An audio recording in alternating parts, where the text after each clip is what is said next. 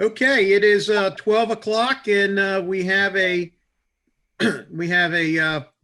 full quorum, and I'd like to invite everyone to stand and look at Michelle's frame, and we're going to say the Pledge of Allegiance.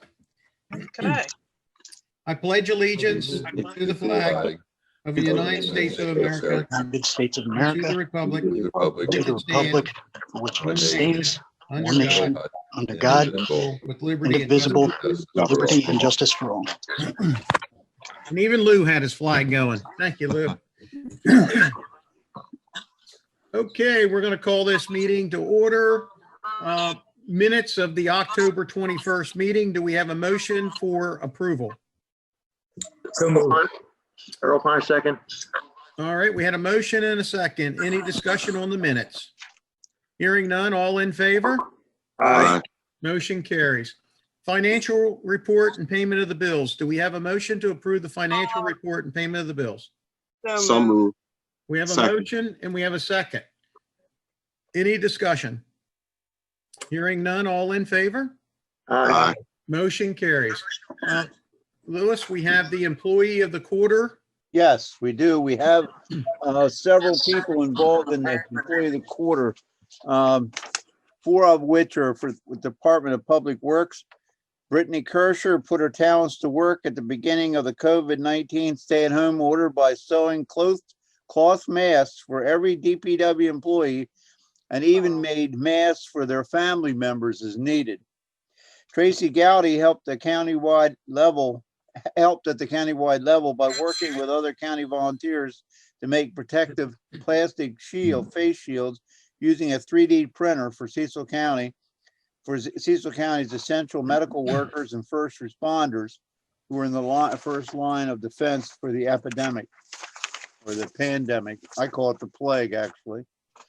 And two other, Matt Simpson and Dave Evans. Matt and Dave Evans worked conscientiously and to clean and disinfect and fill in all the crevices and holes and channels at a 30,000 square foot building down at the wastewater treatment plant, previously used for composting.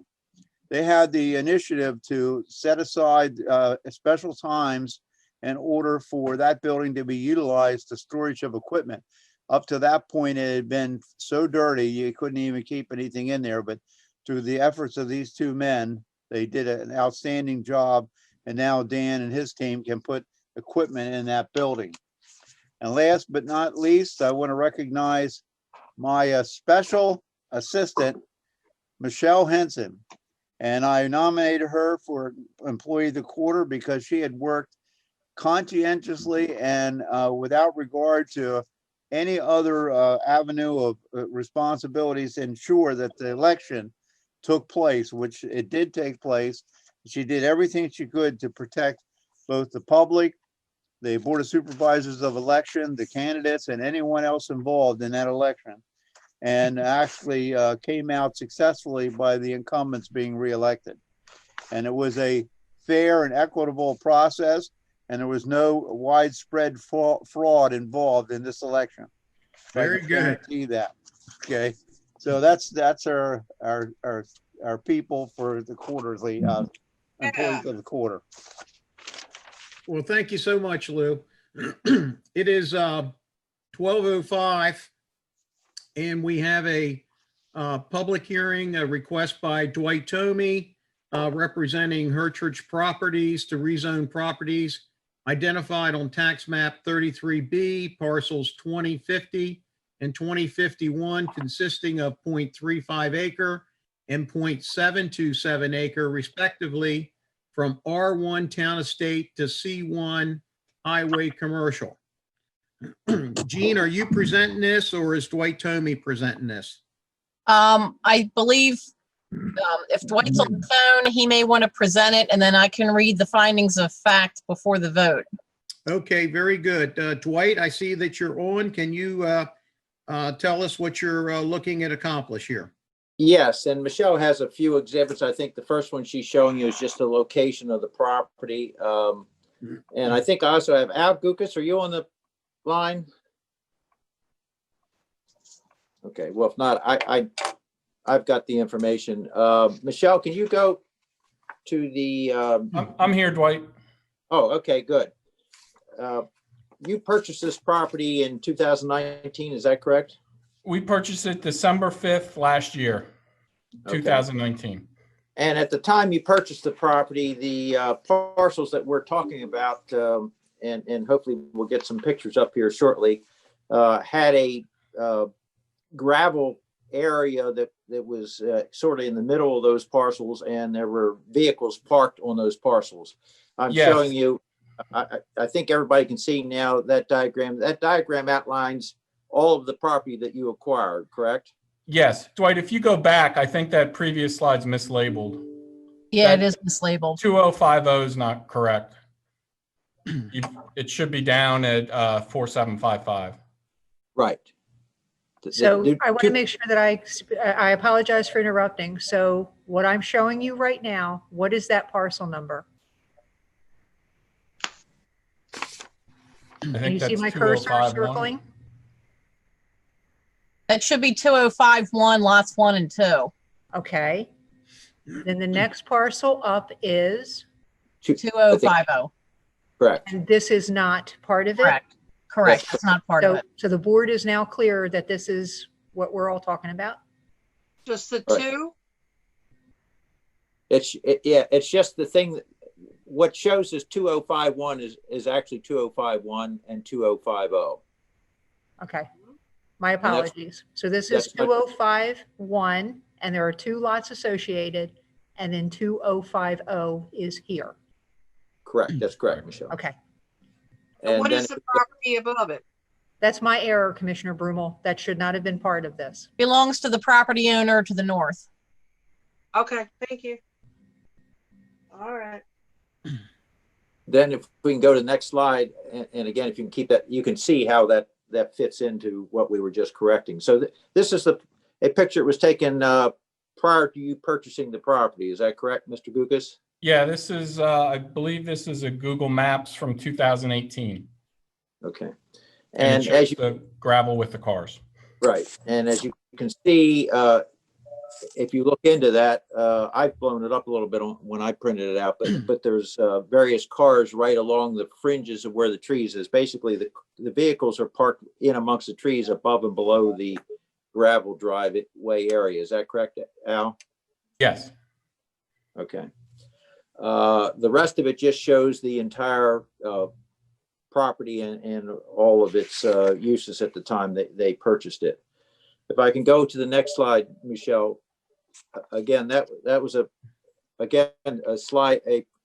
photograph that was taken prior to you purchasing the property. Is that right? Yes. And again, if you look real closely, there's various vehicles and stuff parked in amongst the trees on each side of where the gravel area is. Then, Michelle, if you'd be kind enough and go to the next slide. This is our primary thrust.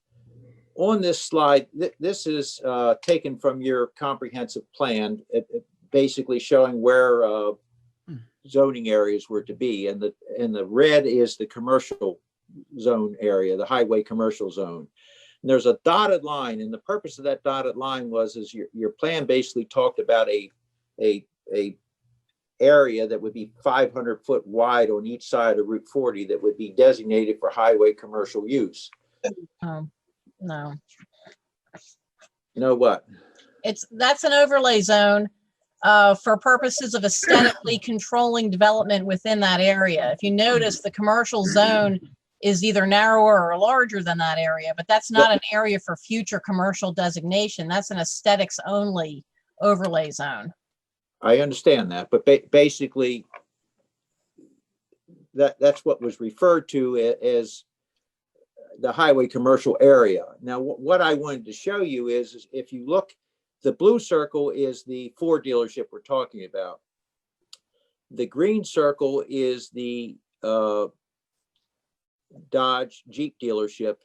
And then if you go to the right of that, on the other side of the next intersection is the Williams dealerships on I don't know if you can read it, but it's if you go just to the right of that green circle on that intersection, that's where the Williams dealerships are.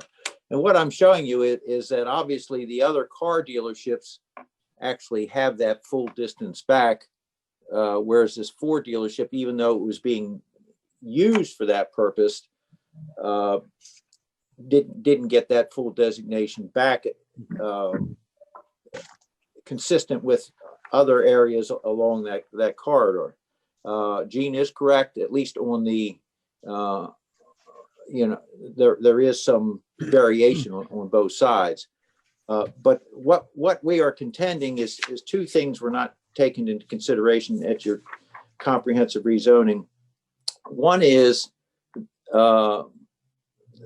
when you did the comprehensive rezoning, you really didn't take, there was already a car dealership there, although it got modernized since, but you didn't take into consideration the depth that would be needed for a modern car dealership and other modern commercial uses along US Route 40. As you know, things have changed where you need to have a lot more in terms of stormwater management, a lot more in terms of buffering, even where you put things, you have to set them back further from US 40, and there just isn't room in many of these areas if you don't go back that distance.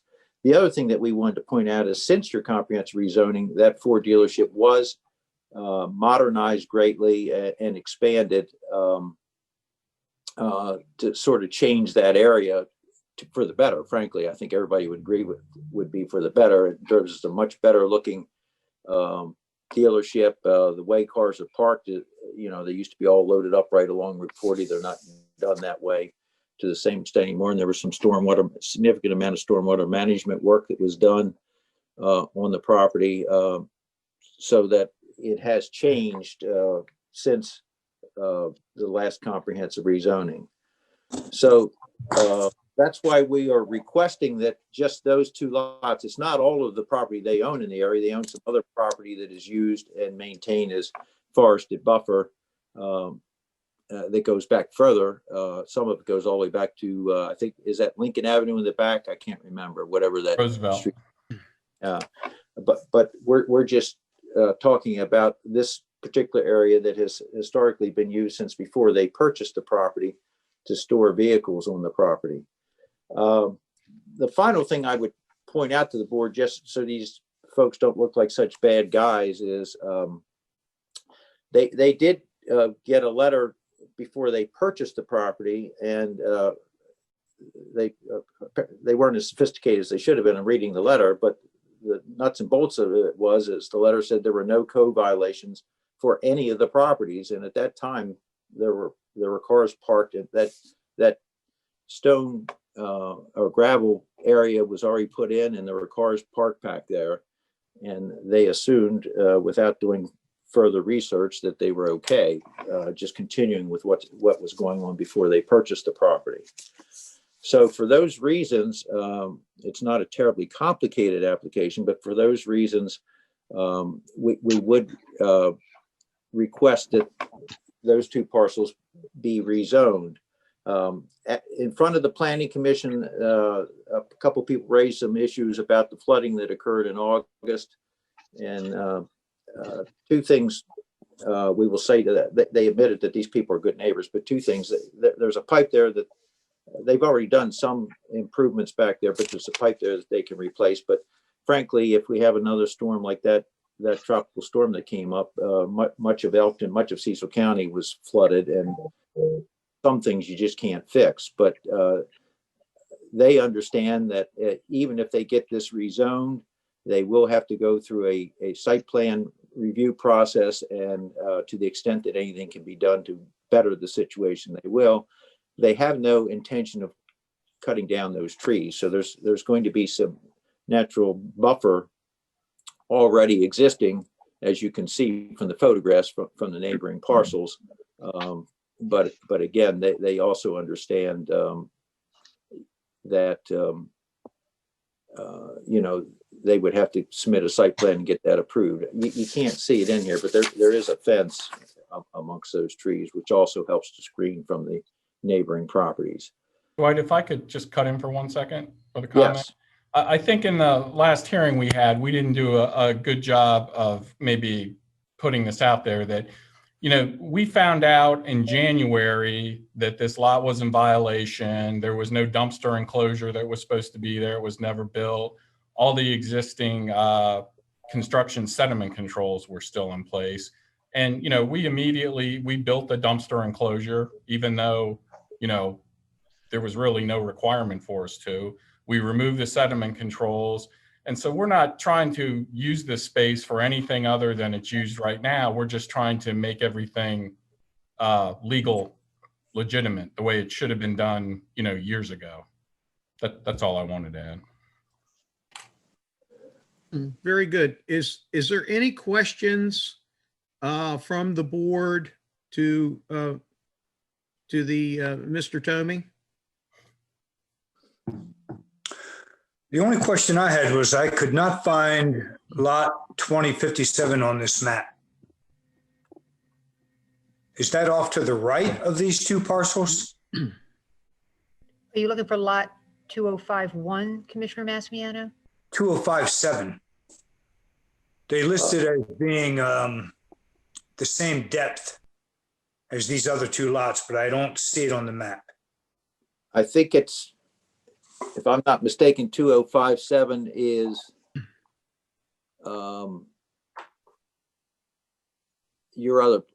their other property that goes back at an angle, if I'm not mistaken, but my eyes aren't good enough to, let me see. I see a little wedge-shaped lot here. Right. Yeah. Not I think little. that would be it. yes, I believe so.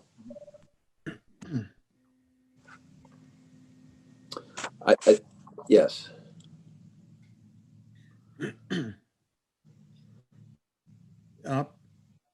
Rob, does that answer your question or? Yes, it does. Thank you. Okay. Anyone else from the board? This is a public hearing, and do we have anyone from the neighborhood or nearby that would like to speak for or against this project? And if you do, please state your name and your address for the record, please. You can unmute yourself and we'll take you on one at a time. Mayor, I'm going to make sure everyone is unmuted. Okay.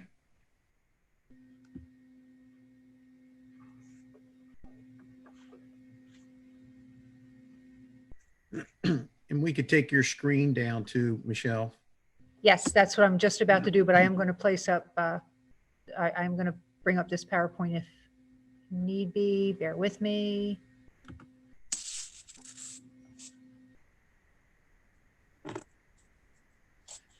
All right, perfect. Is there anyone that has any comments? Hopefully we can get you all unmuted. Yes, I was muted, but All now right, I'm very not. good.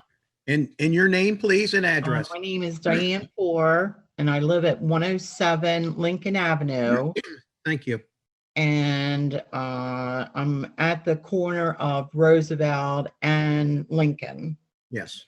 And there is a ditch, which you're calling the stormwater drain, that goes along my property, goes along the resident on Roosevelt on the corner there, Karen Loft House, and then it goes on into the car dealership, then goes around the neighbors on Roosevelt, then behind Washington Avenue, alongside the dealership, and then out to Route 40. And it goes between the dealership and the motel there. We have significant flooding in the last 2 years. I mean, we've only lived on Lincoln Avenue for possibly 4 years.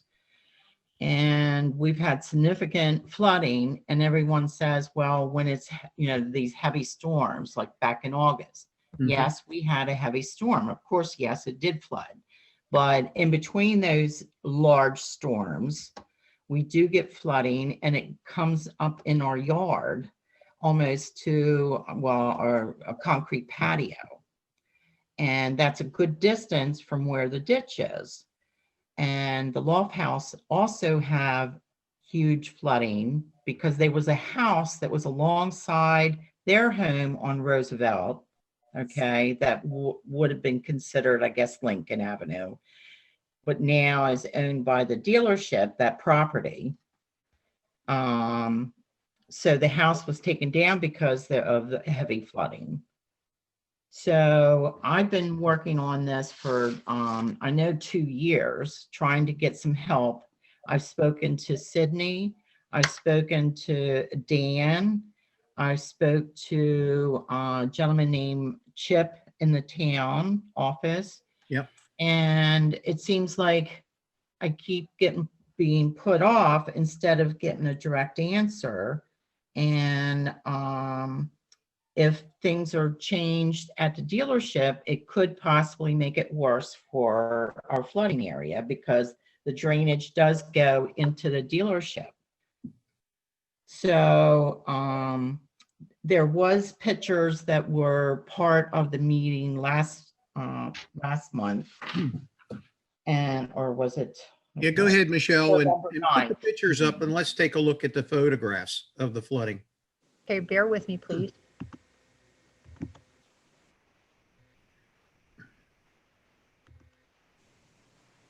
I'm going to show 2 different PowerPoints.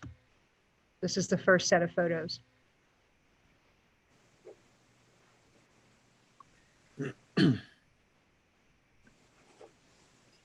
And as we can see, this is from January 22nd. Oh, wow. Mrs. Lofthouse sent these photographs, and then Mrs. Poor, I think that there's in the second. Now this is Loft House's Yes. property that meets up to the fenced area of the dealership. And in the second one I'm going to show, I believe there are some of yours, Mrs. Poor.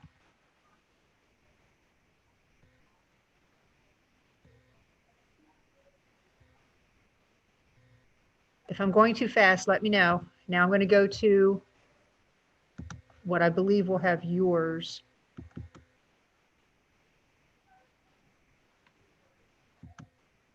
Okay, yes, there's my husband. We put up this red building for his El Camino to store it. And you could see the ditch coming along, but it's overflowed onto our property. And it's actually gone into the red building. Mm-hmm. That's just another side of the building or closer. And you could see it's up to our patio, our concrete patio. So that's a good distance from the other side of those trees, the single trees, is where the ditch is. And it comes that far over.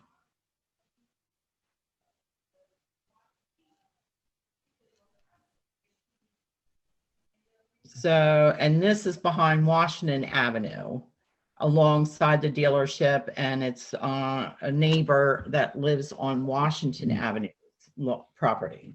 This address came in as 115 Washington Avenue. Yes, I believe so.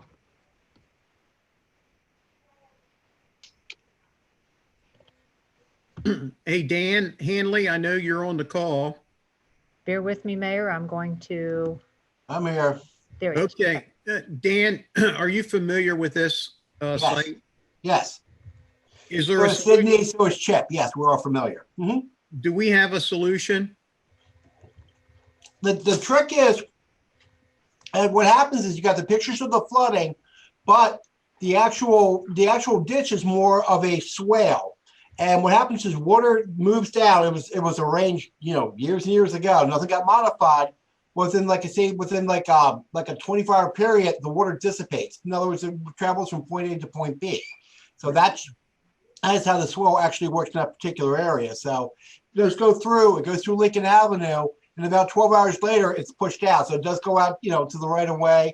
It crosses on Pulaski Highway. It crosses underneath the drainage things that they have at the Sutton Hotel. So we can't modify the area because I don't know how much is swaying around the area, but it does actually move. And within 12 hours, typically within 48 to 72 hours, everything is totally out of that area. So. Well, what about the 12 hours before that? That's what the flooding, I mean, it shouldn't flood. If the drainage was working properly, it shouldn't flood. And over the time, from up on, is it Wilson Avenue? That's up by the shopping center where, you know, Big Lots and all that. But there's another street that comes, you know, it comes behind, it comes off of the shopping center, comes across Delaware Avenue, then goes behind the shopping center. And then there's a house, there's, it's Wilson that's on the side of my development. And she's getting erosion. Okay, so the erosion, the dirt, where's it going? It's coming on down our way, filling the drainage swell or whatever you want to call it. And it's not draining properly. It's not in the 12 hours, it's not draining properly, or else it wouldn't flood. Dan, is there a location that a storm drain could be put in prior to this to capture that water and release it elsewhere? The swell in question was never modified by DPW because it does go down. In other words, when they actually designed the swale, I guess back when the house was developing the first time, that was incorporated into it. That's why I can't arbitrarily answer that question because I don't know. When they actually designed the swale, it's designed to move the water from point A to point B. It's just that there was a place to put it be different, but it's pretty much flat back there. I mean, I can research it again with Sydney, but at the end of the day, you know, we didn't modify the area because, you know, we just for this type of situation. The area that swell itself has been maintained, but never modified by DPW. Well, I think let's take a look at it again. I think that we have to come up with a solution. That's a lot of water laying into multiple residents of the town's properties. And I think that we could come up with some type of solution to resolve this. Do you have an engineer on staff? We do. That could possibly, you know, do the grading, you know, do some type of study. I mean, I'm just getting passed on. They've even pushed me, trying to get me to contact State Highway. Well, the State Highway doesn't have anything to do with me or Lofthouse family. Mrs. Poor, I can tell you that we will give it a very good run at this right now. I truly hope so. Yep, you've been heard, and I've seen it. I know we had a lot of rain at that time, but I wouldn't ask anyone to have to live with that type of water in their yards. I mean, that's I think that I understand where Dan was coming from. These houses were designed with these swells when they were built. We built all around those areas. And Right. It probably hasn't helped anything. We haven't modified, but I can tell you I will have staff look at it again, and we'll have our engineering firm look at it, and we're going to try to come up with a solution for you. And you will keep me updated? Absolutely. I appreciate it. Yep, absolutely. Okay, my concern has been, you know, answered. Are you for or against the rezoning? Well, if it has anything to do with that, you know, we're worried about the storm drain. Understand. Are they responsible for their side of the storm drain that's on their property? The answer They would be take yes. responsibility for that? Yes. Yes, if I can respond, I know when the dealership was modernized, they put in, as you know, Mayor, some stormwater retention and capturing area on their part of the property to try to make, and the purpose of that was to make sure that no water from their property was adding to the problem. And as far as I know, that has succeeded. This problem is an old problem that goes back to when the swales were put in years ago. And she's probably right. Over 30 years or so, as you know, if enough water keeps running down, it starts silting in and you start having these kinds of problems in these areas. Well, Right. we're going to take a Try close to look get at it. him as my lawyer, but he chose not to work with me. I understand. Could I add one more comment on that? From her, I'm Al Gukas from Hertrix. I'm Yes, a Al. civil engineer with Hertrix. You know, just to point out, we are downstream from all that. We're not adding water that direction. We're Oh, down. no, I'm not saying you're adding water. I just wanted to clarify that. That's all. Yeah. No, I'm not saying that you're adding water. It's just, you know, it's part of the, you know, the drainage that's given us a problem. And a lot of it looks like it's coming from the dealership because of the storm drain is going along that fenced area. Yeah, but we're downhill. I don't know. I'm just saying Yeah. the town has an issue. Yeah, we'll get it figured out. All right. All right. Thank you. Is there anyone else that needs to speak on behalf of this rezoning? I don't see anyone. Jean, can you read the facts? Sure. The Elkton Planning Commission at the regular meeting on November 9th, 2020, heard the request of Mr. Dwight Tomey Esquire, representing Hertrick Properties XXIV LLC, in their request to rezone property located at 116 Lincoln Avenue, tax map 33B, parcels 2050 and 2051 from R1 Town Estate to C2 Highway Commercial District. The Elkton Planning Commission, by majority vote, recommended denial of the rezoning request based on the following findings of fact. 1, population change. There has been no significant increase in population in the neighborhood since the last comprehensive rezoning in 2013. 2, availability of public facilities. Public facilities, including water and sewer, are available to serve the site. 3, present and future transportation patterns. The property is located at 116 Lincoln Avenue, directly north of and adjacent to the Hertrick Ford of Elkton automobile dealership located at 503 East Pulaski Highway, US Route 40, Elkton, Maryland. The portion of Lincoln Avenue between Roosevelt Boulevard and US Route 40 was originally platted to intersect with US Route 40 as part of the Normira residential subdivision, but this portion of the road was never constructed. A section of this, quote, paper street has been acquired by Hertrick Properties XXIV LLC and has been redeveloped as part of the automobile dealership. There are no known plans to change this transportation pattern. 4, compatibility with existing and proposed development for the area. The 2 parcels in question are currently zoned R1, Town Estate. The properties immediately adjacent to the subject parcels 2050 and 2051 to the north and west are also zoned R1 and are improved with single-family residential homes. Adjacent properties to the east across Lincoln Avenue are zoned R1 and consist of an undeveloped lot and a forest retention area for the adjacent Quick Lube commercial site. The residential properties are part of the Normira subdivision. Parcels to the south adjacent to US 40 are zoned C2 Highway Commercial. The adjacent parcel to the south is the current location of the Hertrick Ford of Elkton automobile dealership. Relationship of such proposed amendment to the Town of Elkton Comprehensive Plan. The Land Use Chapter, Chapter 4 of the Comprehensive Plan dated 2010, describes the town estate districts R1 as low-density residential areas consisting of single-family detached units. Goals and objectives stated in this chapter include protecting residential neighborhoods from excessive through traffic and encroachment from commercial and industrial area uses.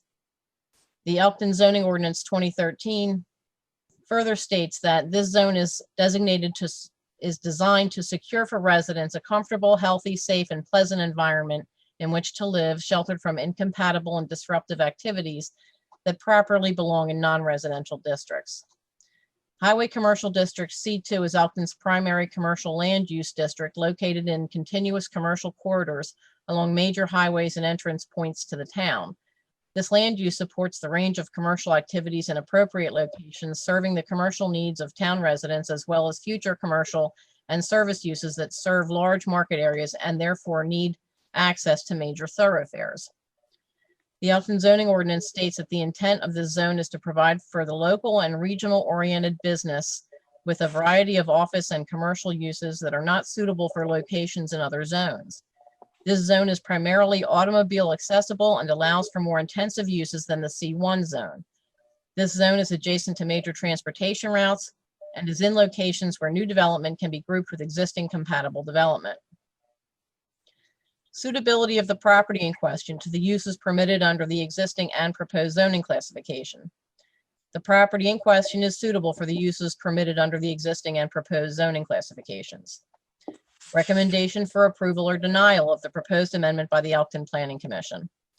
The burden of proof required by the applicant seeking a zoning reclassification is to demonstrate substantial change in the character of the neighborhood since the last comprehensive rezoning, or a mistake in the original zoning or comprehensive rezoning. The applicant stated his reason for the rezoning was a mistake in that the zoning failed to provide adequate depth off Route 40 for current commercial uses, and that an adjacent parcel 2058, which is at similar depth to the parcels in question, is also zoned C2. The Elkton Planning Commission noted that the land use chapter of the Elkton Comprehensive Plan includes under goals and objectives to protect residential neighborhoods from excessive through traffic and encroachment from commercial and industrial uses. The Elkton Planning Commission, by majority vote 3-1, recommended denial of the proposed rezoning from R1 Town Estate to C2 Highway Commercial District. Substantial change in the character of the neighborhood. There were no findings of substantial change in the character of the neighborhood since the last comprehensive rezoning for the subject property. Mistake in the existing zoning classification. There were no findings of a mistake made in the zoning classification for the subject property at the last comprehensive rezoning.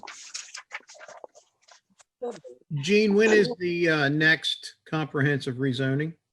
The next comprehensive rezoning, I anticipate to be in the next, we should begin the process, we're beginning it now, actually. Nick is looking at the housing element, which is, they're requiring some additional changes to the comprehensive plan for that.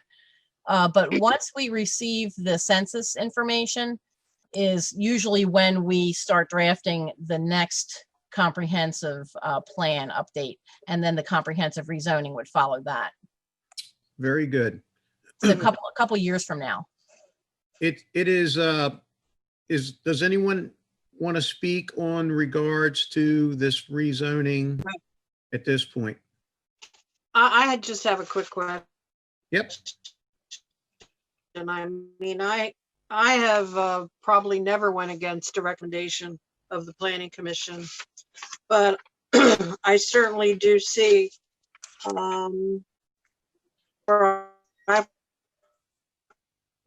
require. But now my question is, if they don't meet a burden of proof for then are we in a hard, we're like between a rock and a hard spot here. We have no means to change this zoning. Is that correct? I mean, they didn't meet the character of the neighborhood or the mistake in zoning. Jeannie, is there any other avenue that would allow this change? The Maryland requires a change or mistake rule. It's what it's referred to as the change or mistake rule. And those are the criteria by which a rezoning can be granted outside of the comprehensive rezoning. Okay, Dwight, I'm so not the sure if fact you. Yeah, and if I can respond to that, that is correct. And you know, there's awful lot of case law where you know, various parties can differ as to whether or not there was a change or a mistake. Again, particularly with regards to the mistake argument, we've always maintained that you know, this was a car dealership. It was to be modernized. It was modernized according to the plan.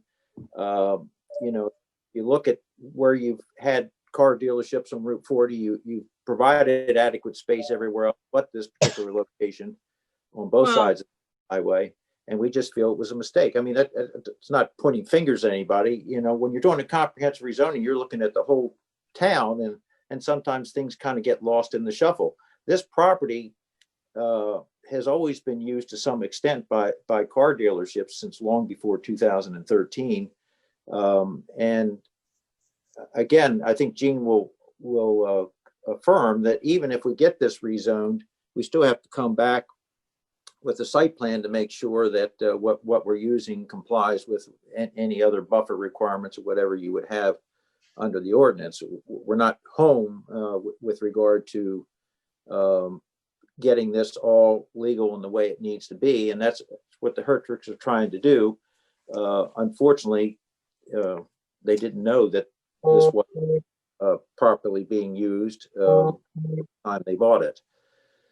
So they're just trying to get this situation straightened out. My suspicion is, and the good thing is, both before the Planning Commission and this meeting, we haven't had any neighbors complain about anything other than the occasional storm problems. And we acknowledge they exist.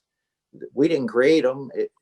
This zoning has nothing to do with that. There's nothing we would do to make them worse. If anything, the site plan might make it a little bit better. But we haven't had any complaints in terms of the dealership as it's been operating, interfering with the peaceful use enjoyment of the homes back there. And nobody's complained. So we would hope that you would take that all into consideration, find a mistake. We'll go back in, we'll take a look at the site plan and see what we can do to make things somewhat better. But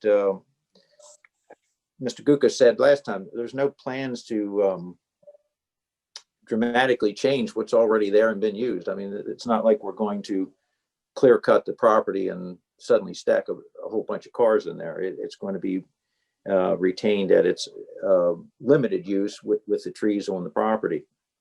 So just because somebody says that we didn't prove a mistake, that doesn't mean that somebody else can't say that we did. It's really up to you all to make a decision as to what you think is appropriate. So. Thank you. It is 12:42 and we're going to close the public hearing. If the board has any, wants to move forward with the rezoning, or if the board wants to deny based on the Planning Commission's recommendation, or if the board wants to table this, I just need to have a direction on what you want to do at this point. Well, there doesn't seem to be a legal avenue that is being presented here that we could, change the recommendation of the Planning Commission. When you asked Jeannie about the rezoning, that certainly is an opportunity. Not rezoning, but the comprehensive rezoning. That's an opportunity to correct the existing zoning. We just don't know what time frame that is. Mm-hmm. Okay. All right, I think I'm good. So if Commissioner Broomall, if you're saying correct the zoning, are you then acknowledging that you think that there might have been a mistake? I'm looking at the use. I'm not sure, the current use, the long-term use of that property, if that would be a factor when you do the comprehensive rezoning. Can they change it now under special exception, or is that not an option either? No, it's a zoning issue. Okay. Commissioner Piner, from listening to hearing this from the beginning, I noticed the diagrams where they showed where the parking was on the other side of the property lines. I'm not saying that this is the reason why, but did we get more cars than we thought we was going to have on the property? Number one, that's the first thing came to mind. Number two was at the beginning when you you purchased the property, was there maybe a oversight of that at the beginning of the process from obtaining this property? So it may not have been a mistake, but there wasn't something that wasn't added in at the beginning to allow for this parking spot, if that's the case. Now, this is my opinion. I'm not going against anyone's decisions. It's just, this is what I'm basing my opinion on.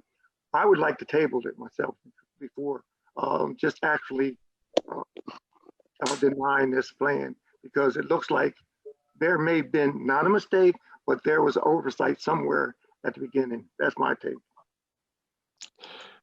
I'm in agreement with Earl. Basically, I would like to have added information. Obviously, there's a mistake someplace, but it's not readily available. And I too would like to table until further information comes about. Okay. Jeannie, I have a question. Can I ask Jeannie one last question? Yes, ma'am. Does the change of character have to be in the neighborhood, not the actual property? I mean, that sounds like a silly question. Well, a change in the character of the neighborhood usually entails sort of a major change, evidence of other rezonings, new roads that were installed, something like that. I don't believe the neighborhood was described, and I think the application was based on mistake. Yeah, I saw that. Yeah. But the adjacent property that's approximately at the same depth that is being used.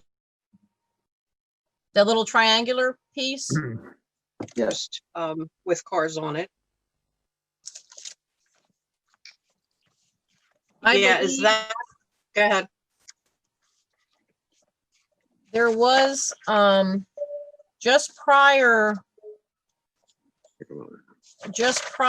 to the comprehensive rezoning, the owner of 503 East Pulaski Highway did request a rezoning, and I'm gonna have to hold it up because it's not on my computer, but it's for a little piece of lot 58 that is, I'm gonna hold it up and maybe you can see it. But that is actually part of the existing Hertrick property, and it's this little notch here. So that was already rezoned. What they're requesting is what's above this, and that was in 2013. Can you show me? I'm sorry. Can you show me that again? I'm sorry. I'm looking at my map and yours. We've got. Yours looks okay. I'm confused. Yeah, I'm trying to find that on mine too. It's here. It's not going to. It was rezoned previously, so it's part of. If Michelle brings up the. That's what I'm going to do, Jean. Give me a quick second. Now, which one do you want to see again? The applicant's submittal. Okay, bear with me. I think if you look at the one with the yellow outline, that might help everybody. Oh boy. Hold on. There you go. Just a moment. That looks like, okay. Yeah, that little triangle. Is that what you mean, or above it? No, right. Oh, I'm so sorry. Hold on. My apologies. Now, Jean, can you see my cursor? Yes. Okay, where am I moving my cursor? You want to move it to the inside of that L-shaped building, the large building to the left. Large building to the left. Yep. So that area where the parking lot is, just north of that, the long L over there. Towards the east. Uh-huh. And then down. That area right there was what was rezoned previously. There was a tract of, there was a lot there. Oh, a little tiny thin, maybe. It was 75 feet wide and 200 feet long. So I think it's on the plan here that in dot. Yeah, I see that. So that was rezoned to that right before the comprehensive rezoning. They had received a rezoning for that. Okay. And the request was to basically straighten up the line because it kind of dipped down there for the commercial zone. Okay. All right. I was. If you can put up the one with the colored locations again. And as you can see, there's just kind of a box there that's dips in, that's residential, that dips into the commercial now. That's what we're trying to fix. All right. I was just wondering about across Lincoln Avenue where the little triangle is. If that had always been commercial. I'd have to check on that one. That may have been rezoned in the past. Okay. Thank you. Dean, are you okay with tabling this? Yeah, I think it would be reasonable to give this further discussion. I agree. Okay, let's do that. My biggest concern, I know one doesn't have to do with the other, but that flooding is really bothering me. And I think that we need to address that also. And I know it doesn't have, as I said, I know it has nothing to do with the rezoning, but I want to get some more information back from Mrs. Poor. With that, we're going to move on to the next item. We're going to table this, and I don't think we need a motion to table, do we, Louis? I would make a motion to table it. Okay, do we have a motion to table this decision? That's a move, Commissioner Givens. Second. We have a motion, a second. Any discussion on the tabling? Hearing none, all in favor? Aye. Motion carries. Thank you. Mr. Mayor, if I Yes. can, then I'll sign off and won't interrupt anymore. If there's any additional information that you think that we can or should provide, please let us know. Thank you. Okay, next up is discussion on the sports park at Southfields. We got Mr. Michael Brown with Sideline Properties. Mike, I see that you're on here. I appreciate you going to give us a little bit of update of what you're doing at Sideline. This is an important part of the project with the Southfields project. And I think, Michelle, are you going to put the PowerPoint up? Yeah, as soon as my computer starts cooperating with me. Just a quick second. Well, thank you, Robbie and commissioners. Thanks for giving me a few minutes today. I hope I'm not echoing too bad. I'm traveling today. I'm in a room. Is my audio okay so far? Can you hear me okay? Yep, can hear you. Okay, terrific. Yeah, thank you. So I wanted to just give you an update. You know, we're going into the submissions of the Planning Commission. And as we were doing that, we were getting some questions both from the public and the commission. And I wanted to have an opportunity to at least give you what our concept and vision is, and also an opportunity to ask questions. As you all know, as we continue through with the Southfields project, there are a lot of assumptions that have been made, and I certainly don't want that to occur when it comes to the sports park. My wife and I both grew up in Cecil County. We both own properties in Elkton. We live down off of Oldfield Point Road. We both own businesses in Cecil County and in Elkton, in the town of Elkton. And when all of Southfields is done, we are still going to be here with you. So I wanted to have an opportunity to at least present to you and kind of explain how we got here. This is actually the fifth piece of property that we've worked on trying to develop a youth sports park for travel sports. And we are extremely excited to be a part of the Southfields project. Ray Jackson and the rest of the partners as a part of that PUD have been fantastic to work with. And I just want to say that publicly, that they really have been very gracious. You can go ahead to the next slide, please, Michelle. And thank you both, Michelle, for taking care of this. I've been going back and forth with Michelle over the last day and right up till this morning. So thanks very much for taking care of that. You know, the youth travel sports industry is a $200 billion a year industry. You know, back when I was a kid, I had a shirt down in Chesapeake City that was provided by Kraus because they were sponsoring my team. I put a hat on. They brought a bag of bats and helmets out. You picked one out of the bag and you played ball. And unfortunately, as you all likely know as well from your families, that is just not the way that sports has gone for youth. It is the fastest growing segment of the travel industry in the United States right now. And in 2018, 34% of all trips that were taken by families in the United States were taken as a part of some sort of organized sporting event that had to do with their family. That is, I can attest to that. I have two kids, a 14 and a 16-year-old. I've spent the last 6 years traveling all over the country with playing softball and baseball. And the majority of what I would say are vacations now are weekend vacations where I'm taking my kids to some sort of sports park someplace in the country. And the one thing that we knew is that when I went to these places all over, from Alabama to Florida to Georgia, out to California, Nevada, and Colorado, all in the last couple of years, we realized that we were greatly underserving both the population in Cecil County, but we also were missing out on a huge part of tourism for Cecil County. And it is, in year one, which we would be talking about after we finish the sports park, TD Ameritrade is the group that put these statistics together, and they said that it's not unusual for 30,000 plus hotel room nights to occur in the first year following the construction of an organized youth sports park. And what we know is that families are looking for destinations. They're looking to go to these sports parks, and they're looking to add on a day or two as a part of their sporting event with their child, and then to go ahead and stay in that area and enjoy themselves, and then go back, and probably more small weekend trips than what I was used to as a kid. When I was a kid, I went to Ocean City once a year, the same week every year, and that was my vacation. And now it just simply isn't that way anymore. You can go to the next slide, please.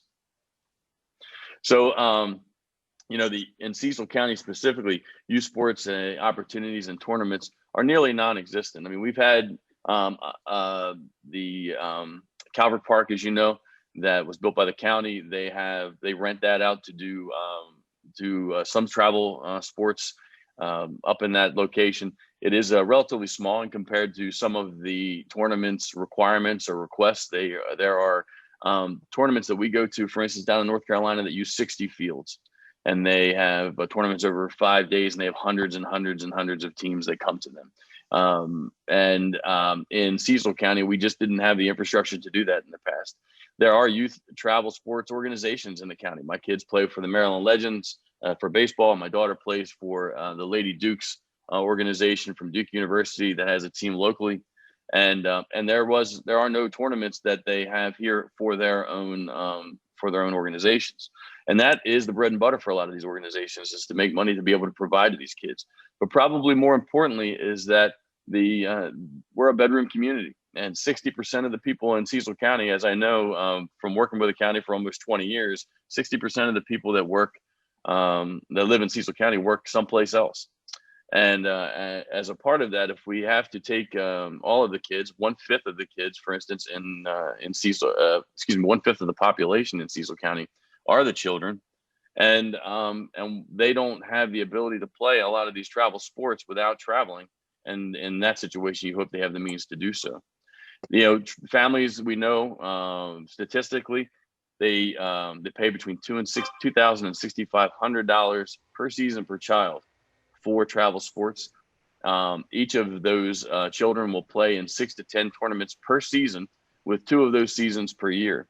So, kids are going to play between 12 and 20 tournaments in a calendar year, and their parents are going to pay between $4,000 and $13,000 for those kids to play in those tournaments to be competitive. And of course, as you guys know, the day of grabbing a bag and pulling a bat out or a helmet and playing ball is just not there anymore. It is a huge expense for $400 baseball bats and softball bats and all of the helmets and gear and padding that it is very expensive. Next slide, please.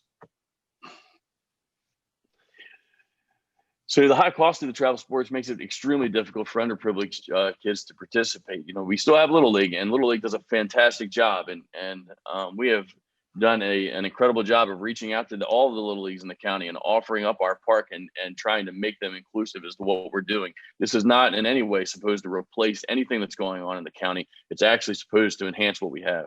We're going to make an opportunity for kids that can't travel or don't have the opportunity or means to travel around the country to play these sports, to be able to do that locally in Cecil County, which, as you can imagine, for a family to go away for a 4-day weekend for these sports and having to shoulder the cost of both hotel rooms and the meals and on and on and on is very, very expensive. The ability to have someplace local for them to play would be incredible. Not to mention the fact that we want to provide a world-class amateur sports opportunity that allows Elkton to be on the map as far as amateur sports. I can't tell you how many times I've gone to places that were at county parks where they charge the same rate that everyone else does, between $650 and $1,700 for a weekend tournament for a team. And my wife and my daughter are having to use porta potties. And certainly men have a better opportunity to use that. And I think that's disgusting that over a 4-day weekend, they have to use porta potties as part of these events especially for the amount of money that it pulls in. We want to develop something that both we and Elkton can be proud of, that will bring not only the best competition here, but the colleges that we've reached out to. And I'm going to share those statistics with you here shortly. Next slide, please. And by the way, I know I'm very passionate about this. I could talk about this all day long. Just holler and stop me if you have any questions, or if you'd like me to pause, please, by all means, just tell me to shut up for a minute. For our research over the past 7 years, we visited over 75 parks across the country, and we've looked at everything from the county parks all the way to parks like we're building, which have been built by the organization we teamed up with, Fields. And Fields is they run a organization called Sports Force Parks, and Sports Force Parks has all turf, multi-purpose fields just like what we're building. And they have done a fantastic job both in the design of our park as well as the management and running of the parks that we visited that they have done. So we're very proud to have them as one of our partners. And when you look at how these sports events come about, my wife and daughter are going to Alabama this weekend for a softball tournament. And the hotels that they have to stay at are 45 minutes away from the parks where these fields are. And we think that is not the perfect scenario, especially for what we're trying to do here in Elkton. So we're looking forward to not just having the sports park to be developed, but also all of the other hotels and amenities that come with it. And as I mentioned before, these tournaments, they charge an incredible amount of money for these tournaments, depending on the age of the kids. The younger kids, it's around $685 to $850. And then when they're in the 15, 16, 17-year-old age, it's $1,800 per weekend because they pay college coaches to come to these tournaments as well. Next slide, please. The highest quality parks attract the best competition. And I don't think that's a surprise to anyone. It also attracts the best colleges. So if you have the best competition and the best players, then you get the best colleges and the best college coaches. And as a part of that, you end up getting the cream of the crop when it comes to both players as well as scholarships from these colleges. So when you look at these types of places that bring them in, synthetic turf provides the greatest competition with the least amount of cancellations. We are looking to do an entirely synthetic turf park, sports park.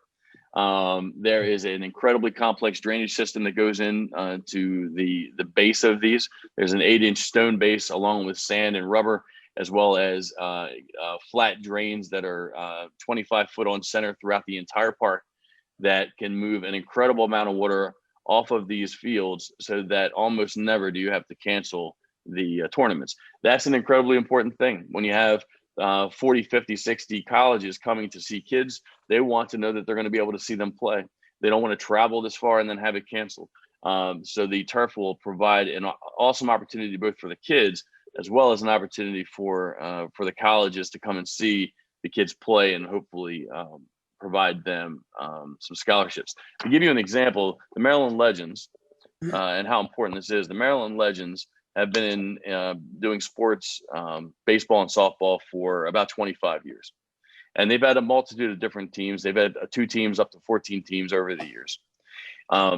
They have single-handedly, without having a park and having to travel to other people's tournaments, have received over 200 scholarships for the kids that have played just with the Maryland Legends alone because of the competition they've provided. We think we could do 5 times that if we had a park in the county that we could bring colleges to, and we could be the vehicle to bring both the colleges and the kids together so that they can showcase their talents. And over the past 12 months, we've developed some of the most comprehensive list of youth travel teams in the industry.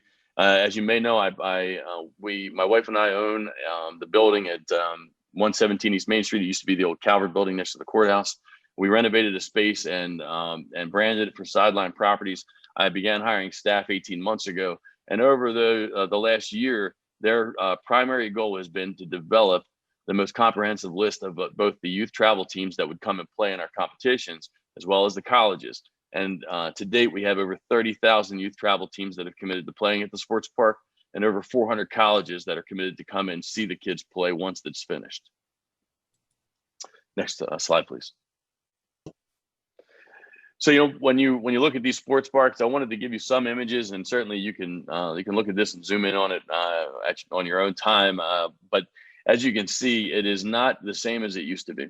These sports parks have a lot of amenities for the siblings to be able to play, so that when they go there, they can play on playgrounds, that they can play putt-putt golf, that they have zip lines, they have the ability to play multiple different sports because the fields are lined for both soccer, lacrosse, as well as baseball and softball. And it provides the ability to switch from the one sport to another within 15 minutes. On top of that, the turf is the highest quality turf with the highest base underneath. We want, as a part of our plan, we want to also do car shows, wine and food festivals, beef and beer festivals. We would like to do Spartan runs and mud runs and triathlons and 5Ks, all as a part of what we have built, what we've designed in this park.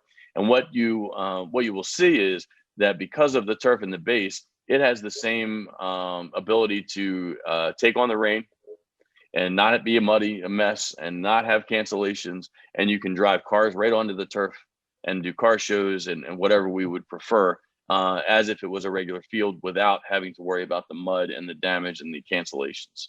Next slide, please. So what our vision was, we wanted to build the highest quality tournament play for the four sports that we were focusing on.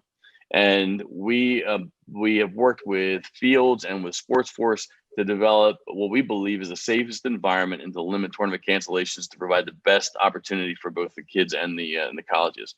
My personal preference through this whole thing, and I know I've shared it with some of you, I have said that we want the greatest Waldorf Astoria bathrooms that any sports park has ever seen. I believe that is an anchor for any parent or grandparent or child that goes to any sporting event. I don't care if you're going to the Philadelphia Phillies, the Baltimore Orioles, or to see your kids play. If you have a comfortable place, a clean place, you have good food and good bathrooms, then you're going to have a good experience. And to that end, we see a plan for outstanding food representative of our area. In other words, crab cake sandwiches and cheesesteaks and the food that we're known for in this area, and not the typical, albeit I've had plenty of it and like it, the typical concessions that we're used to. We want to have something a little bit higher end than that for the people who come and visit us, so they remember Elkton and they remember Cecil County for what we're known for. And then most importantly, I don't believe that we are doing a good enough job for the underprivileged kids that want to play ball. There is no vehicle for them to do that. Some of the travel organizations do what they can. They lower their fees. They travel the kids with other parents. But the reality is that does not fill the gap. If we have our own sports park here, we can bridge that gap. The kids do not have to pay for the travel, and we can control or help control what they're able to play, and the organizations that come there because they will be local. The practices and over half of the tournaments for any organization that would be local would be played at our sports park. They would not have to travel at all, and it would be a huge impact, I believe, on the underprivileged children that currently don't have the ability to play travel sports. Next slide, please. So the majority of the tournaments are held on weekends, and I think you've heard me say, or you've heard some of the people that have represented me when they've spoke either at the Planning Commission or even publicly, that we intend on making the fields available to the community the remainder of the week. We want to have league play for adults. We want to have the ability for the little leagues to come and play there. We want the all-stars to be played there if they want them to. And I will tell you that the little leagues and the organizations we've reached out to, Cecil Soccer and some of the others, they are very proud of what they have, and they're not necessarily looking to move and leave their current locations to come to this spot full time, and that's okay. But as I said, when the little leagues fields in Elkton flood, they would have an opportunity to not have to cancel all of their games. They would be able to come to our location very quickly, and we would be able to help bridge that gap with them. The tournaments that we would be driving to, that would be paying the bills at this facility, are primarily Friday evening, which is not that often, and the majority of them are Saturdays and Sundays. We have reached out to Cecil College. We have reached out to Cecil County Public Schools. We've offered the fields to them.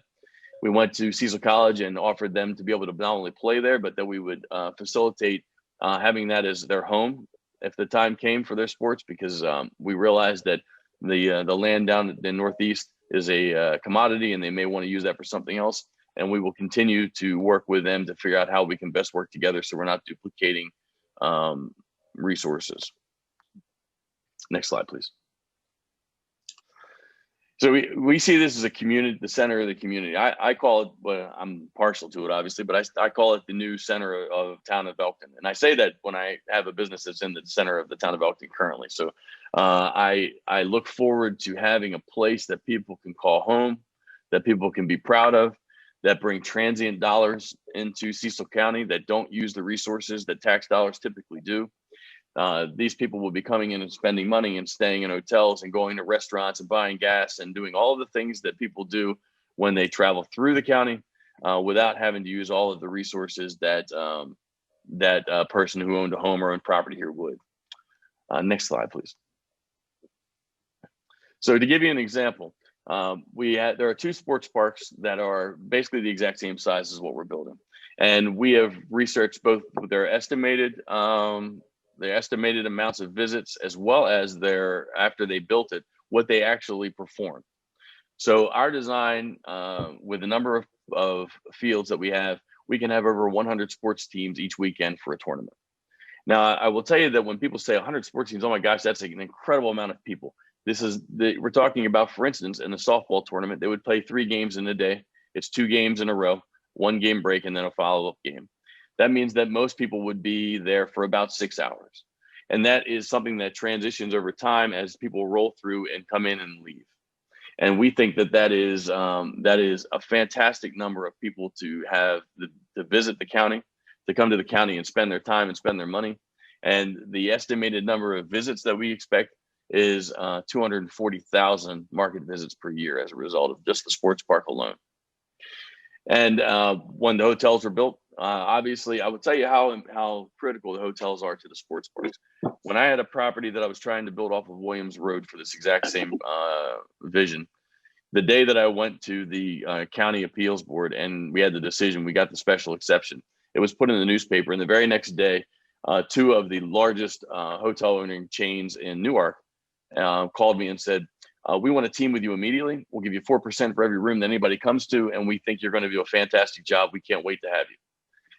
And I thought that was pretty telling, that the day we hadn't even thought about putting a shovel in the ground at that point. Obviously, we were just trying to get the special exception, and they already wanted to have a contract with us because it was going to drive that many visits into the market. I want that to be in Cecil County.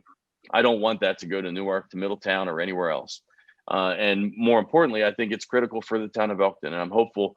And our vision includes, as you know, as a part of the PUD, teaming with a hotel chain to have a hotel both on right on location.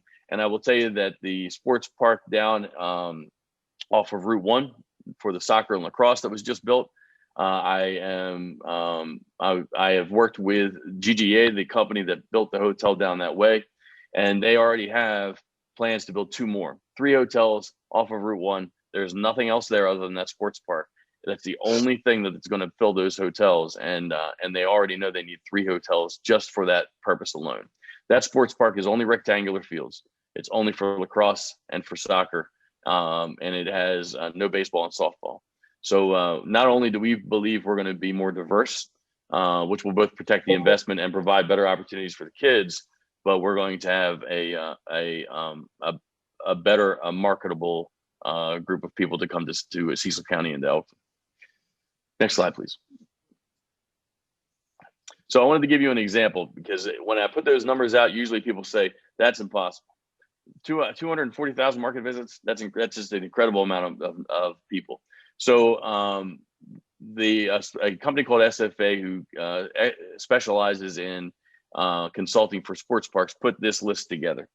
And I wanted to show you basically the list of sports parks, and all the way on the right side of the table, it shows the number of visits per year they have. I thought that was pretty telling. Spooky Nook, which you may know of, which is just above Lancaster, up in Mount Holly, in Mount Joy, it gets 1 million visits per year.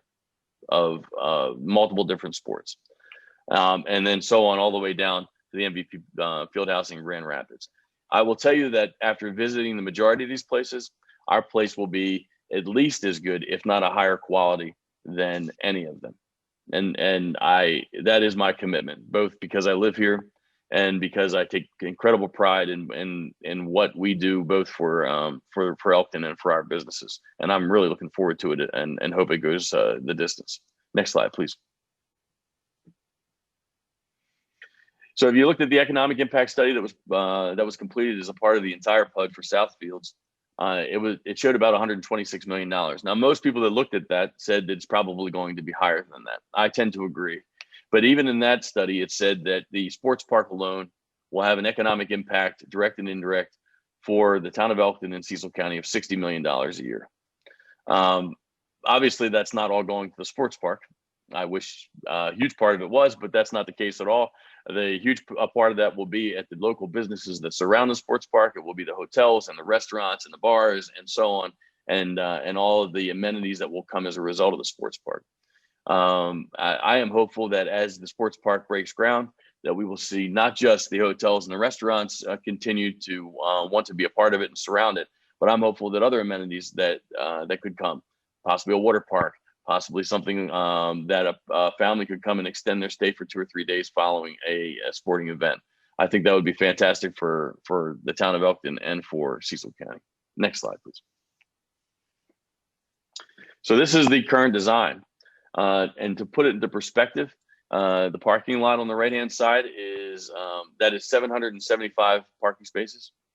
Another, I think 68 spaces up in the upper left-hand corner where the maintenance building and the referees and the umpires would be. You definitely don't want the referees and umpires parking where the parents do. That causes some problems. But the fields themselves, as you can see, they are built to be multi-purpose. They can be soccer, lacrosse, baseball, or softball. We could have very large baseball games for larger kids or adults, and we have 5 of them listed, and then you have 12 softball smaller fields, and all of them are stubbed for all of the different age groups. So you can very quickly move from the smallest age group all the way up. All of the pitchers' mounds are removable, so you can go from baseball to softball very quickly. And the group that built this park out in Sandusky, Ohio, and also in Vicksburg, Mississippi, that's who we've teamed with. I've watched them go from a softball tournament to a soccer tournament in 15 minutes. And they removed solid barrier walls, which were home run walls. It is the highest quality event space that I've ever seen. And I am excited about being a part of what we're going to build here. Next slide, please. I just wanted to show you this to show you the extent that we go. We not only looked at where we're parking, but then we figure out the distance. We look at how long it takes for a family member to go from one side to the other. As you can imagine, we want to make sure that that everyone has a fantastic experience. We also want to make sure that they stay if they can. If we have food at the property and we have amenities at the property and we have things for the siblings to do, we're hoping they stay a while and watch games and enjoy the park. Can I ask you where that's going to be? I'm sorry to interrupt you. Oh, not where at is all. that going to be? Where is, I'm sorry, what part? You're talking about activities for the siblings and food concessions. We aren't quite to the point of having architecture complete for the buildings, but the purple areas are the buildings where we would have the locations for the, for lack of a better word, concessions, the food, and then the amenities for the kids will be scattered throughout the park. So whether it's a zip line or whether it's a splash pond or a putt-putt golf course, the organization that we're working with has done all of them. To give you an example, this is a $30 million investment for me and for my investment team. So we are still working through exactly what's going to be the greatest fit for what we're trying to do. We've seen them all. But I'll be honest, I'm hesitant to build something just because it looks nice and then have it not being used. As an example, a putt-putt golf course that is tiny, that looks like it would be interesting, but really where we went and saw it, it wasn't being used. The zip line, on the other hand, was fantastic. but it provides another level of liability, as you can imagine. So we're still trying to work through that. All righty, thank you. Thank you. Next slide. So we still have a lot of work. You know, we've hired MRA as the engineering firm because they were working with all of the other players on that side of the property, and it seemed like a good fit. And they had the most history in the project so far. We've hired Fields, and Fields is a nationally known turf and design company. They have built parks all over the country. They've worked with the Ravens, they worked with Under Armour, they worked with they built a field for Green Bay, the Green Bay Packers. They have done all of Cal Ripken's baseball experience, the fields. They're extremely experienced, and they have also done all of the fields that were recently built for the county high schools and Calvert Park. So if you want to see some of their work locally, you can do that pretty quickly, and you can see the care that they took into building those as well. As you can imagine, COVID didn't help us at all. We were going down the track pretty well, and then when COVID hit, going and raising $30 million to try to build this sports park was not easy, and we're continuing to try to do that now and to restructure our capital deck to get the best investors in. But we are not complete yet, and we are not stopping I am not stopping our part. We're going to continue to design and engineer and move forward in this, but it is a challenge. And then, of course, we are continuing to work with KCI and with MRA to try to get through the water tower and pump station locations. I know some of you are aware of that, where we're trying to figure out the best way to fit that in without having to encroach on some of the work that's already been done. And that's a challenge as well. And then on top of all of that, we want to make sure that we're not going to have to change things as soon as we build it because of all the COVID concerns and social distancing. So I'll stop there. This is the last slide. I just wanted to give you an update and give you an opportunity to hear from me and ask me questions. And we're going to continue to come back to you as we have more updates and this thing continues to grow legs. So I'll stop there. Hey, Mike, thank you so much for that presentation. As I think a lot of people realize, this was something that I've always had a passion for also to make happen. And I think that you can see by the the financial numbers that you're seeing is that this is a linchpin of kind of the whole operation. We know that the hotels are going to be coming because of this. We know that the food courts, the more restaurants are going to come because of this. And if there's any additional amenities coming, whether it's an indoor facility or if it's a water park or whatever it may be, we recognize it's because the amount of people that are going to be coming into this. The one concern that I have looking at through all this, and I've been following a lot of emails, we know the infrastructure of the water tower is one of the most important things for the town of Elkton to be able to provide for the Southfields project.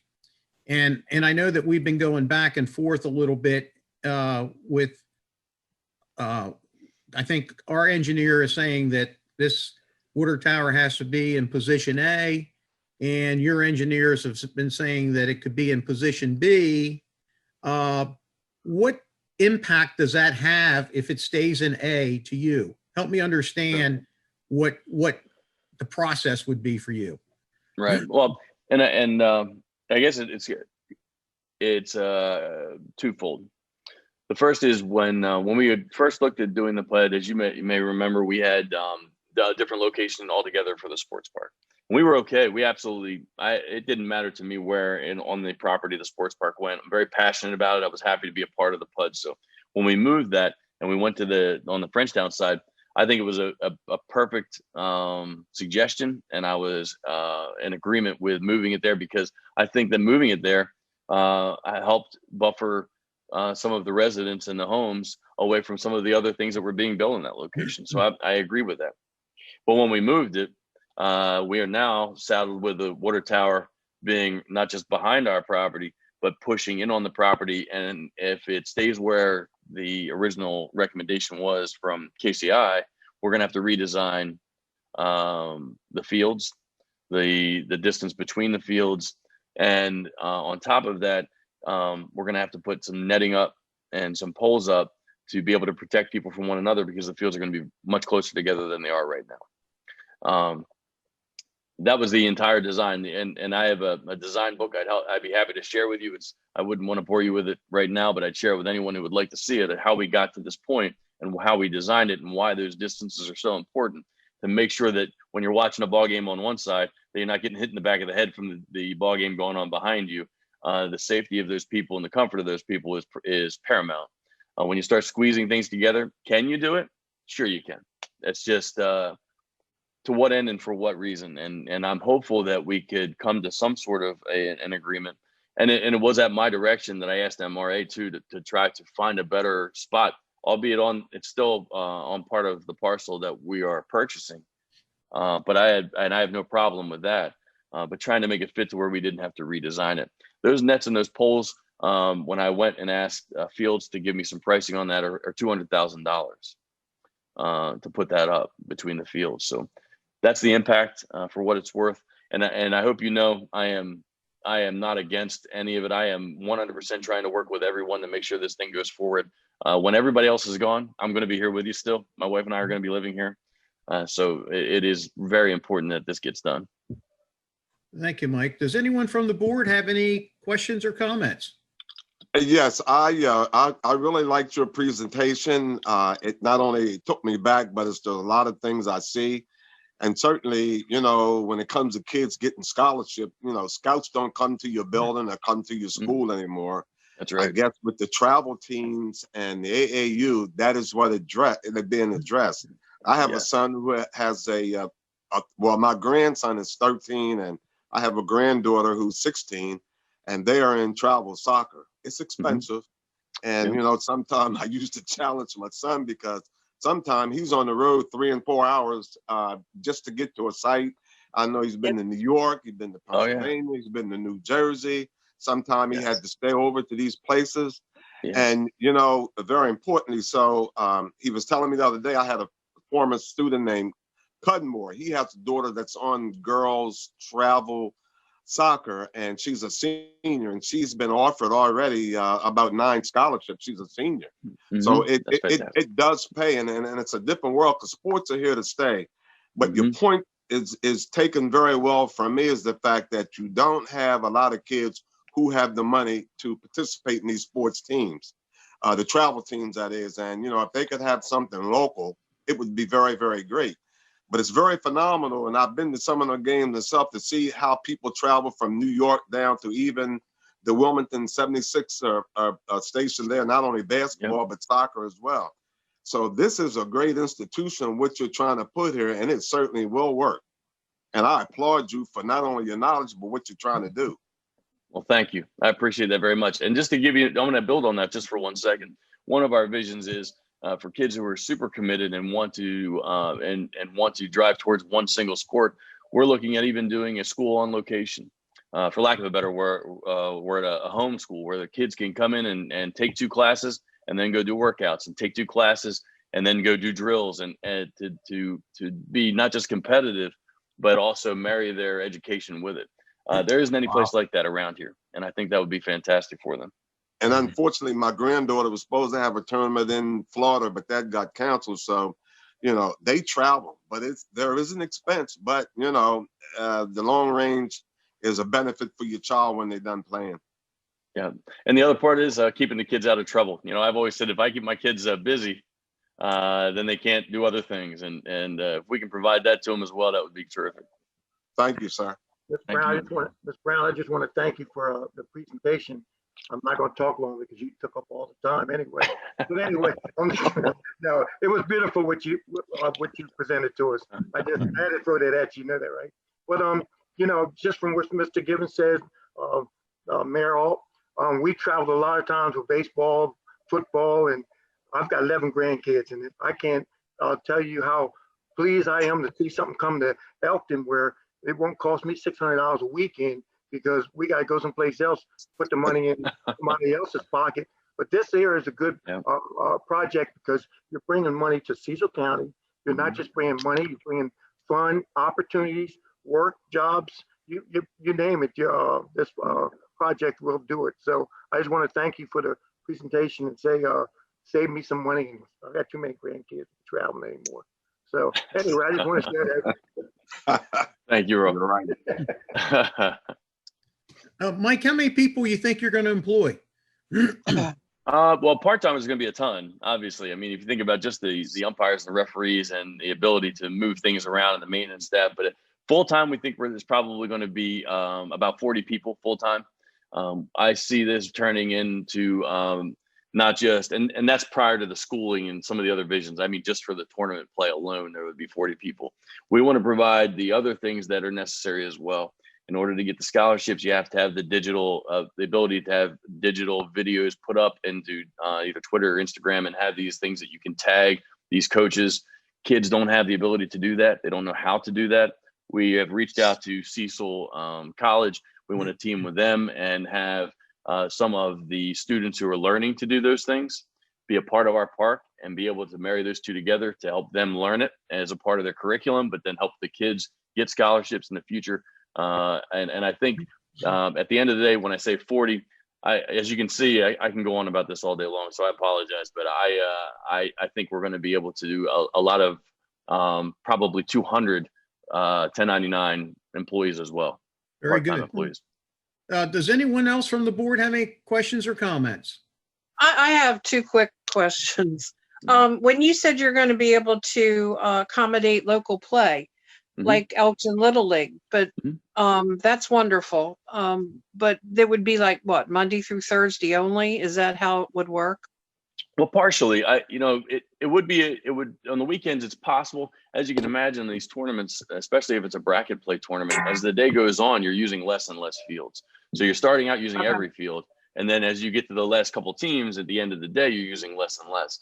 The other fields will be available, so it's going to be a tight schedule to do it, but we're committed to that. And is there anything else? Okay. I'm sorry. No, go ahead. I'm sorry. No. Is there anything else that goes on through the week, like Monday through Thursday with the fields? Is there? Yeah, we have reached out to the Benedictus League in Wilmington, and over the last 5 years of this passion project, I'll call it, I've become friends with the guy who runs that. That's an adult league that runs 30, 40, under 30, under 40, under 50, under 60, under 70 leagues for baseball, and they want to come here and call it their home. The second largest economic impact up in Gettysburg, believe it or not, is antique baseball, where they're playing like 1954 baseball with no gloves and canvas uniforms, and it's very interesting. Okay, that's the second largest impact to the Gettysburg reenactment that goes on up there. The person who runs that is Bruce Leith, who sits on the Tourism Council in Cecil County, and he wants to come to the park and make it their home. We have an incredible possibility to do some things here.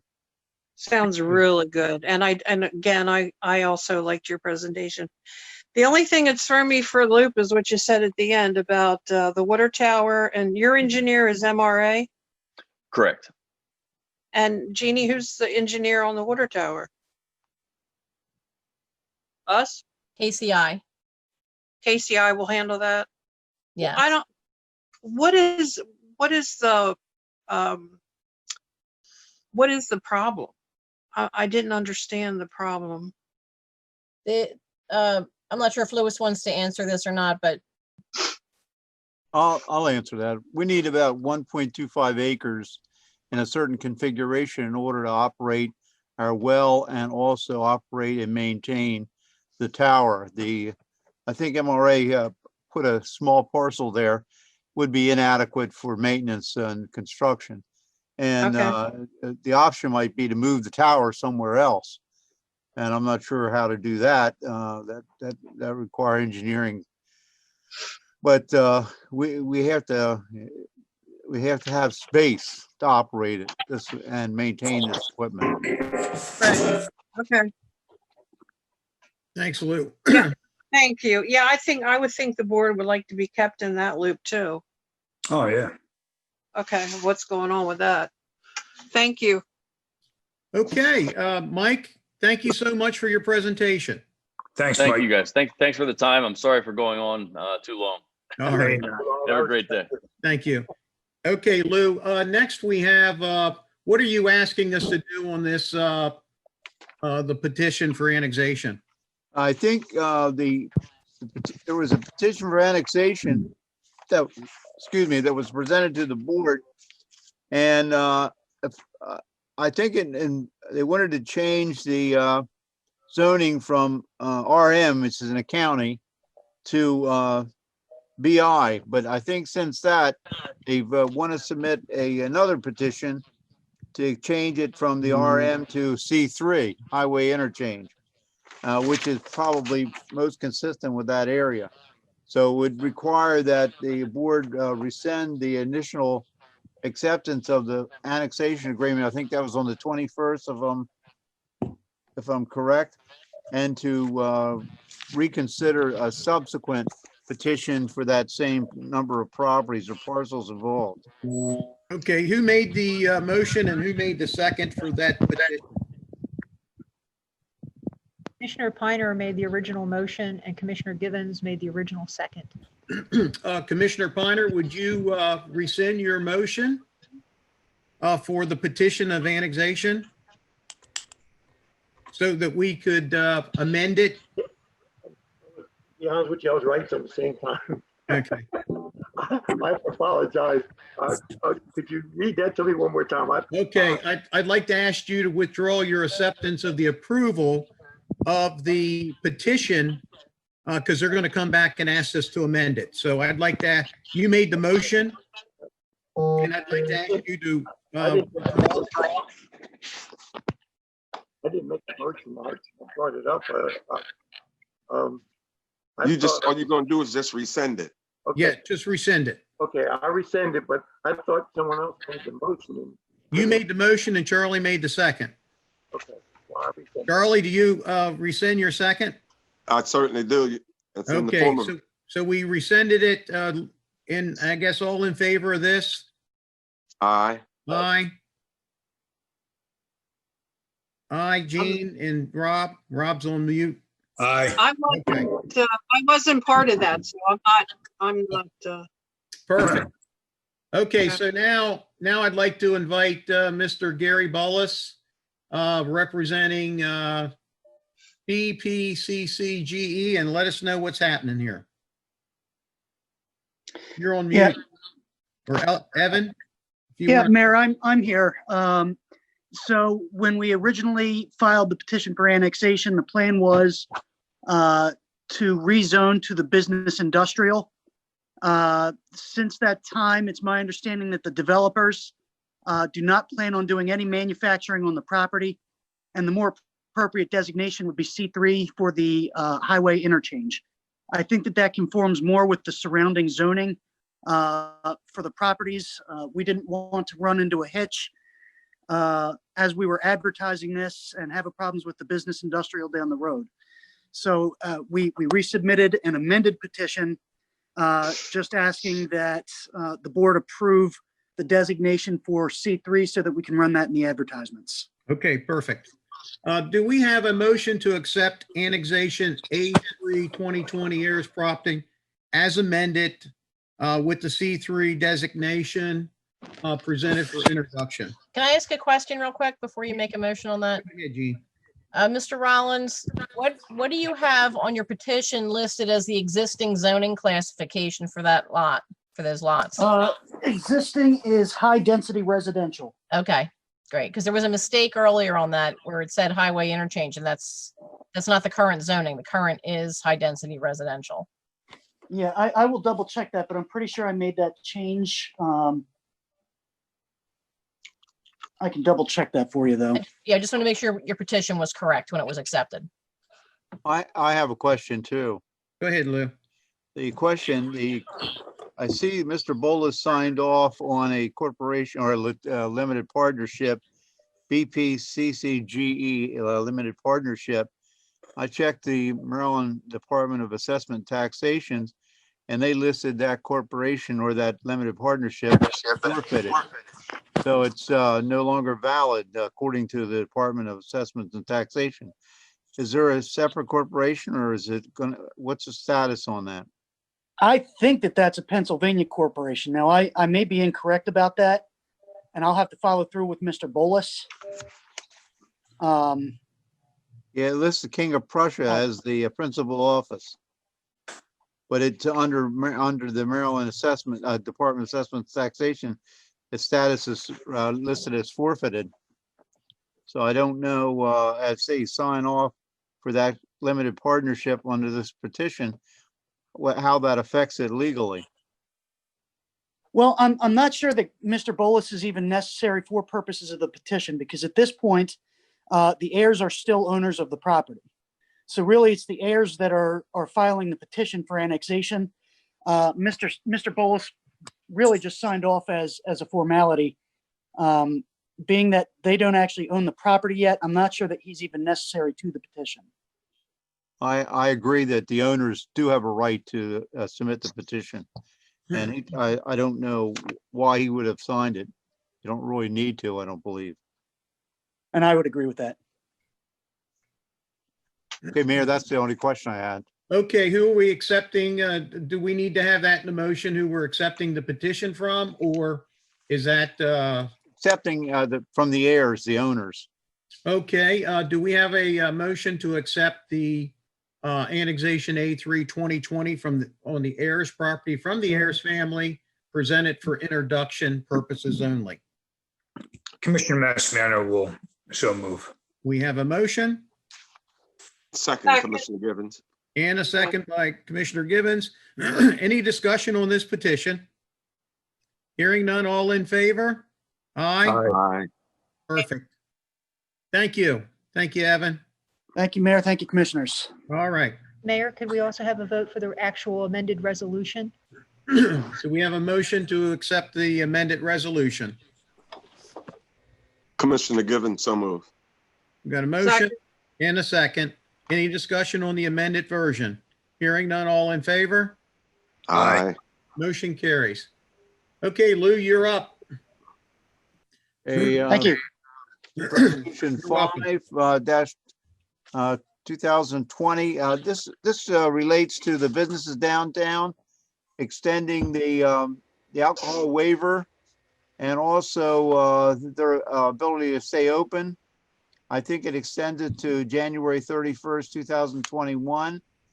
And I believe that it originally was 7 a.m. to 11, but I think it's changed. I have Michelle, I think she can touch on that, because I think a new executive order came out from the governor that limits the time frame. Effective this Friday, it will be until 10 p.m. So we've this resolution calls for that to be 10 p.m., but it still extends the waiver and their ability to have outside seating and dining until January 31st, 2021. Very good. Do we have a motion to accept resolution R5-2020, the extension? Also move. We have a motion and a second by Commissioner Piner. Any discussion? Hearing none, all in favor? Aye. Okay, the next item I have is resolution 10-2020. This declares the mayor and commissioners designated November 27th through January 2nd, 2021 as parking meter holiday. And it provides that people do not have to pay parking meter in Elkton during that time frame. We have a motion to accept resolution R10-2020, parking enforcement holiday. So move, Commissioner Givens. Second it. We have a motion and a second by Commissioner Maspiano. Any discussion on the parking enforcement? Hearing none, all in favor? Aye. Aye. Motion carries. Okay, the last, I have a proclamation 28-2020, and this declares November 28th as Small Business Saturday. November 28th, 2020, a small business Saturday in Elkton. Do we have a motion to accept proclamation P 26-2020? 28-220. She changed it. That was a mistake. Proclamation P 28-2020, That's correct. Small Business Saturday. I'll make a motion to approve. We have a motion. Do we have a second? Second, Commissioner Givens. Any discussion on Small Business Saturday? Hearing none, all in favor? Aye. Aye. That completes the items I had. Very good. Thank you, Louis. I have one item. I wanted to talk about the 2020 holiday decorating contest. I'd like to get everyone to participate in the decorating contest again this year. The contest will be open to all homes located in the corporate limits of the town of Elkton. I think we can start, literally start immediately for the residents, and we're going to put a deadline date of December 11th will be the date that we will ask everyone that we will start the judging then at that point. And then on the 16th of December, we will announce the winner. So the prizes will be very similar to last year. $100 for first place, $75 for second, $60 for third, and $40 for fourth. And these will be in the form of gift certificates from some of our local businesses. Is that correct, Michelle? All right. Very good. So just wanted to make the board aware we're going to move forward with that. And other than that, I have no other business. Commissioner Givens? I have nothing to offer other than to ask Michelle, what is she going to do in lieu of course, we used to have the party. You can't have that now. Is she going to send some cards out, or will she come up with something representing the mayor and commissioners on the town of Elkton to We're going to thank create, on the volunteers? we're going to create some personal business or personal cards to those people who serve on our boards and committees. So the board's going to have a lot of signing to do. Are we allowed to thank you do much. stamps? No. Really? We're I'm not? teasing you. I don't know. It looks so much nicer when it's in your own hand, isn't it? I'm good, thanks. Thank you. Commissioner Piner? No, I have nothing. Commissioner Jean? Yeah, congratulations to our employees of the quarter. Fantastic.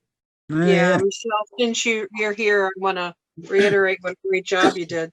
Thank you. Happy Thanksgiving to everybody. You. And Thanksgiving. the only town business I have is, we talked about the parking meters downtown, specifically around the hospital, like on High Street. They were supposed to be cleaned or something, but I'm telling you, it didn't work. You can't read those meters. You have no idea if there's time on it or how much money you've put in. They're really cheap. So, I mean, is there a solution to this? New meters. Well, They're pretty old. I know. So replacing the plexiglass or whatever that is in there is not an option. I don't know. I don't know if we can get them. They're so old, the meters. I don't know if we can scrounge up something or not. I think a while back we were talking about new meters, but we've stuck with those old ones for a long time now. I know, but they're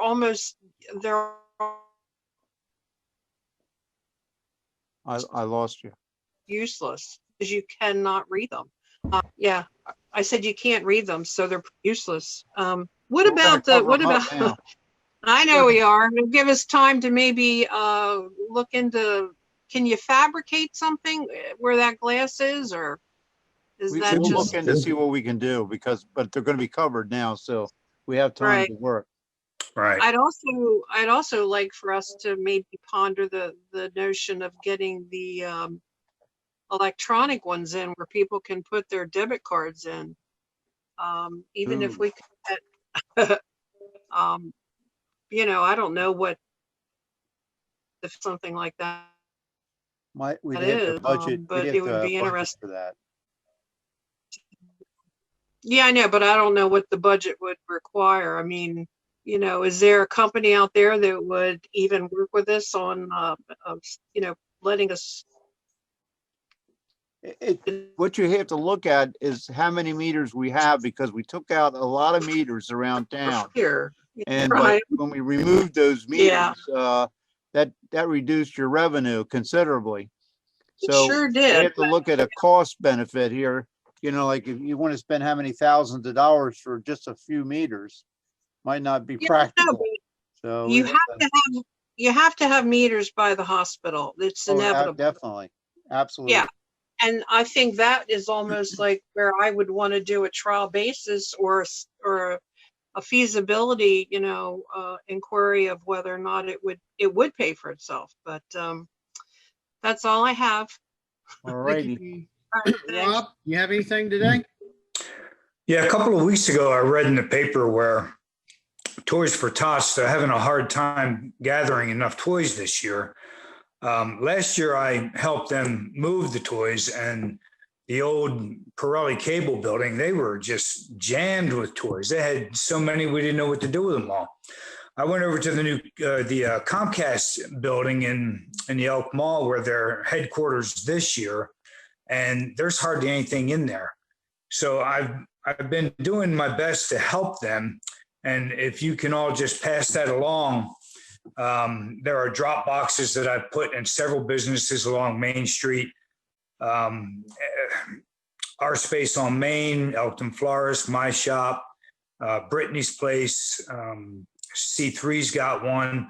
There are places all along Main Street. We're also taking cash donations or checks, which is probably even better because they've made a deal with Ollie's where they're getting a discount on buying toys. So the dollars would go further in their hands than in ours.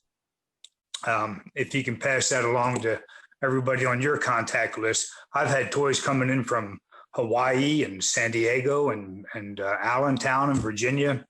They're coming from all over just because I reached out to everybody on my contact list. Very nice. Very good. Yeah, I really don't want to let the kids down. Thank you, Rob. Anything else, sir? No, thank you. Okay, this is the time of the meeting. We open up the floor for anyone that has anything for the good of the town of Elkton. We've got two phone numbers on here. 4011. Do you have anything for the good of the town of Elkton? I'm sending a message to unmute. Okay. Oh, he hung up. Okay, the next item, next 553. Do you have anything for the betterment of the town of Elkton? Oh, sure. Hey, y'all. Tim Rothermel. First, I love the idea of the debit card meters. That wasn't what I called about, but that's a great idea. National coin shortage and nobody carries change that I know anymore. Yep. But I was calling to see if there was an update in the progress of the Elkton Police Chief hiring. Lou, do you want to give an update? Absolutely. We've interviewed 7 people so far, and we're going to sit down and make a decision to narrow down that 7 candidate group and then move from there. Gotcha. All right. So not necessarily a timetable as of yet, just kind of. Well, we don't have a timetable because we haven't made a selection yet. Gotcha. No, I mean, as far as like get the interview process done by, X date and then go from there. Well, we had the initial done today, the initial group of interviews. But now we have to decide on how many candidates we want to rescreen or how we want to deal with that.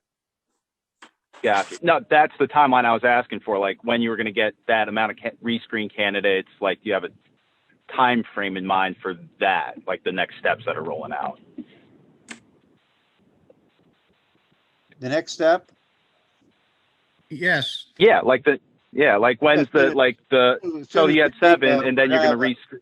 Yeah. As soon as we have our meeting with the the mayor and I and Commissioner Givens and Captain Zarilla are going to sit down and make a decision about who we want to go after here. Then we'll know. But that should be done within the next few weeks. Getting close. I can tell you we're getting close. Groovy. Cool. Thank you, Tim. Thank you. Okay. Lou, I guess you and Charlie and I are going to be meeting here very shortly. Yes. So I'll head to town hall now, and I shall see everybody. Have a great Thanksgiving if I don't hear from you. And be safe. Thank you. Guys, meeting adjourned.